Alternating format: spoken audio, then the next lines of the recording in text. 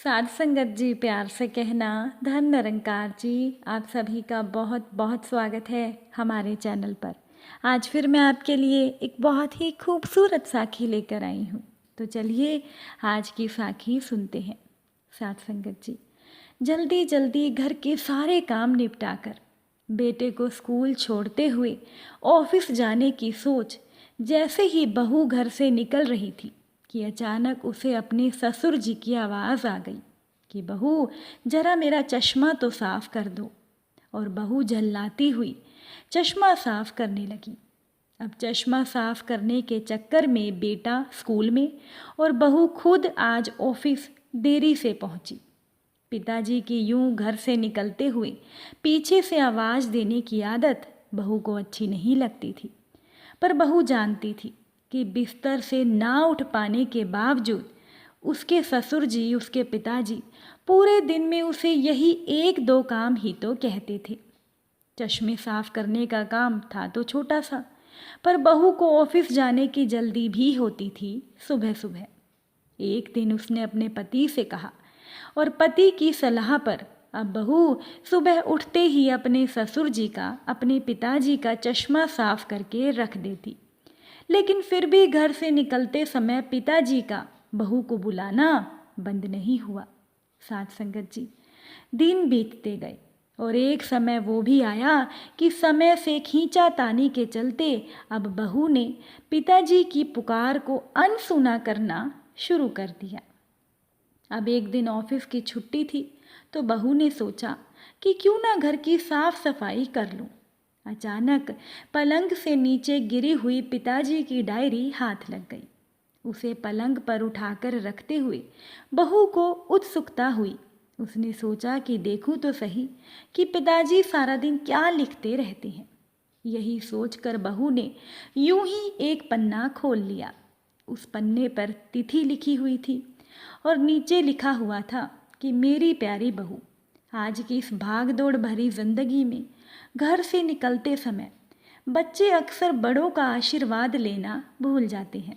बस इसीलिए जब तुम चश्मा साफ कर मुझे देने के लिए झुकती हो तो मैं मन ही मन अपना हाथ तुम्हारे सर पर रख देता हूँ।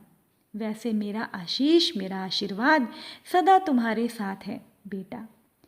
अब बहू ने जब ये वाक्य पढ़े तो उसकी आंखें नम हो गई। बस अगले दिन से ही बहू और ससुर का रिश्ता मानो पिता और पुत्री में बदल गया।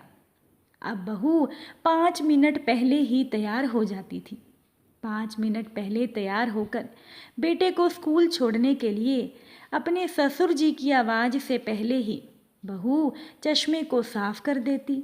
पीने के पानी के जग अपने पिताजी के पलंग के सिरहाने रखती। जाते समय लाड प्यार से 2-4 वाक्यों में सारे दिन की हिदायतें अपने पिताजी को देती और कल उनके फल या दवाई ना खाने का उलाहना। और अंत में कहती, अच्छा बाबूजी, ऑफिस को देर हो रही है, चलो बेटा बाबूजी को बाय बोलो। और ये कहकर बहू घर से निकलती। साथ संगत जी, बूढ़ी हड्डियों में ना जाने कैसी ताकत सी आने लगी थी। अब पिताजी की दवाइयाँ तो वही थी, पर उनकी सेहत में सुधार 10 गुना होने लगा था। पिताजी स्वस्थ होने लगे थे, परंतु अचानक एक दिन हृदय गति रुक जाने से पिताजी की मृत्यु हो गई।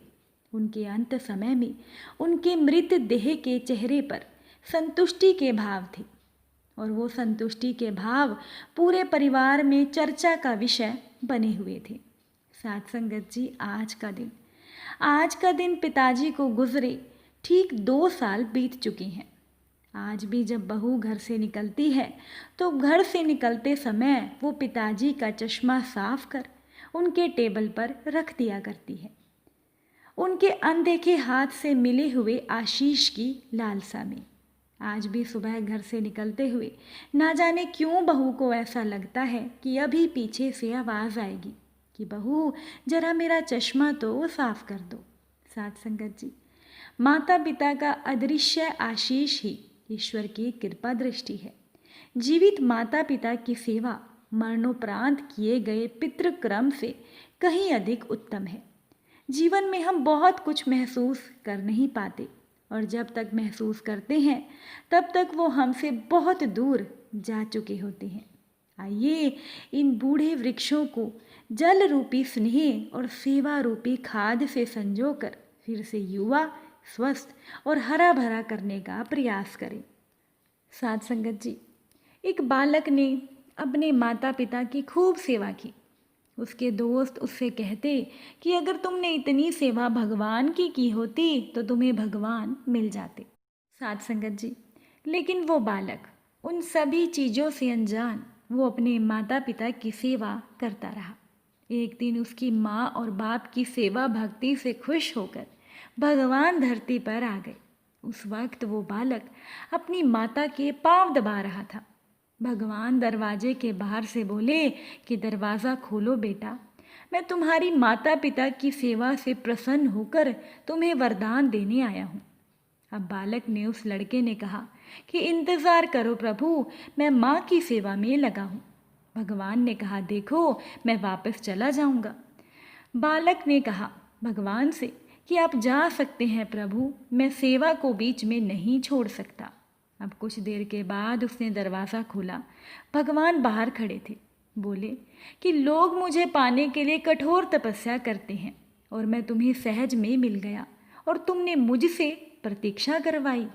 अब उस बालक का उस लड़के का जवाब था कि हे ईश्वर, जिस माता और पिता की सेवा ने आपको मेरे पास आने को मजबूर कर दिया, उन माँ बाप की सेवा बीच में छोड़कर मैं दरवाज़ा खोलने कैसे आता। और यही इस ज़िंदगी का सार है। साथ संगत जी, ज़िंदगी में हमारे माता पिता से बढ़कर कुछ नहीं है। हमारे माता पिता ही हमें ये ज़िंदगी देते हैं।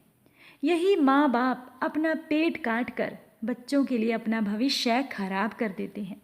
इसके बदले हमारा भी ये फ़र्ज़ बनता है कि हम उन्हें कभी दुख ना दें, उनकी आंखों में कभी भी हमारी वजह से आंसू ना आ पाए, चाहे परिस्थिति कुछ भी हो।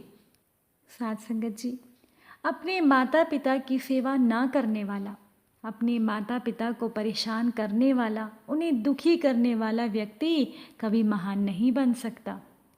इसीलिए साथ संगत जी, किसी ने बिल्कुल सही कहा है कि करो अपने माता पिता और गुरु की सेवा, जीवन रहेगा तेरा सुखी और खूब मिलेगा खाने को मेवा।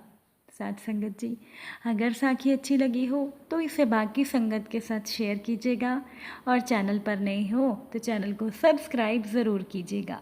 फिर मुलाकात होगी किसी नई साखी के साथ और नए विचारों के साथ। तब तक के लिए धन निरंकार जी।